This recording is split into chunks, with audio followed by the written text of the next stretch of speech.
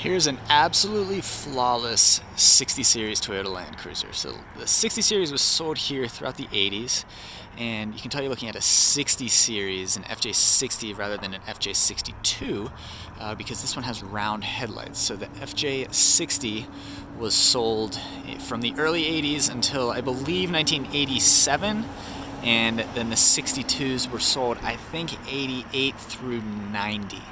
Pretty sure. But this one looks to have been fully restored, and I haven't looked underneath, but I'm pretty confident that this thing is absolutely pristine, just based on the bumpers. Everything is dialed. Yeah, looks pretty good all around. I mean, even the stickers. You got Bilstein, Deadhead, ARB, KC, Old Man Emu. Even got a Santa Cruz sticker on here. It's amazing. It's absolutely amazing. It's the right color. Even the license plate and the license plate frame are like spotless. Little antenna there, nice blue detail on the four-wheel drive badge. Ah, man. Just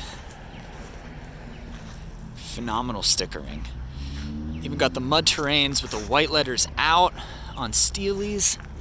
This is probably my favorite 60 Series Land Cruiser that I've ever seen out in the wild. Absolutely perfect. I'll give you a little look inside. This one would have been a 4-speed manual, assuming it hasn't been converted. And yeah, you can see the shifter there. 4-speed manual. Dash is perfect, not cracked at all. If I had to value this vehicle based on what I'm seeing here, I would probably value it at maybe 40,000, 30 to 40, roughly. It's amazing.